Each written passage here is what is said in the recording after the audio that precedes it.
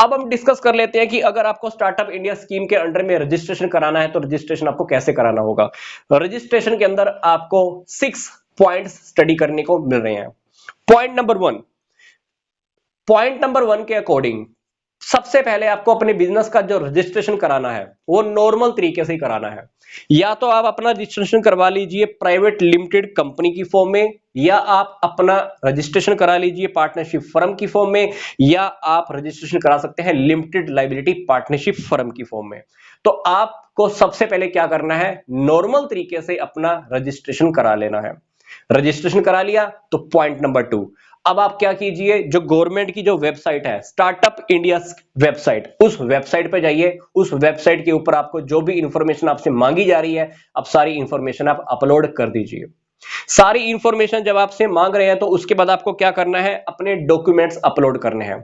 कौन से documents, 3 documents आपको अपलोड करने होते हैं। पहला डॉक्यूमेंट लेटर ऑफ रिकमेंडेशन, दूसरा document certificate of registration of business, business के रजिस्ट्रेशन का सर्टिफिकेट, और जो डॉक्यूमेंट नंबर 3 है वो बिजनेस के बारे में आपको डिटेल्स देनी होगी। बिजनेस आपका किस टाइप का है, व्हाटएवर जो भी बातें हैं आपको इसके फॉर्म के अंदर लिखी हुई होंगी।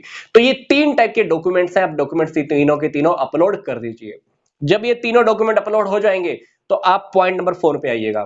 पॉइंट नंबर 4 के अकॉर्डिंग अगर आप टैक्स में बेनिफिट लेना चाहते हैं, अगर आप टैक्स में बेनिफिट लेना चाहते हैं तो आपके पास एक लेटर होना चाहिए। वो लेटर कौन सा, वो लेटर आपको कौन अवेलेबल कराता है, इंटर मिनिस्ट्रियल बोर्ड। ये लेटर आपको वहां से अवेलेबल होता है। अगर वो लेटर आपके पास है तो वो लेटर भी आप अपलोड कर दीजिए। अगर आप लेटर अपलोड कर देते हैं तो आपको टैक्स में भी बेनिफिट मिलने वाला है।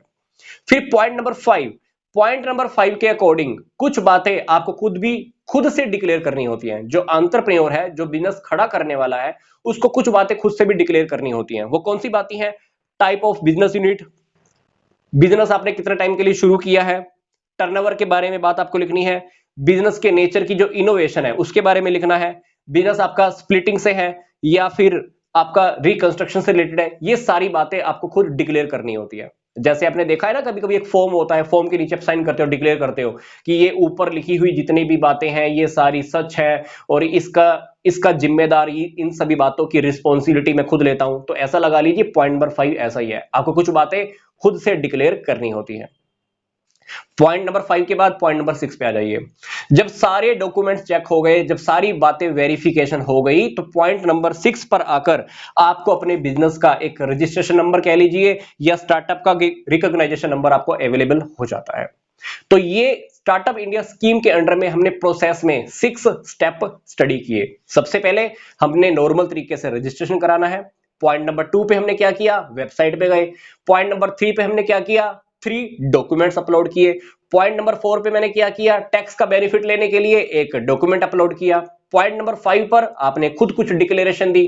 पॉइंट नंबर 6 पर अगर आपके सारे डॉक्यूमेंट्स अगर आपके वेरीफाई हो चुके हैं तो आपको एक रजिस्ट्रेशन नंबर मिल जाता है।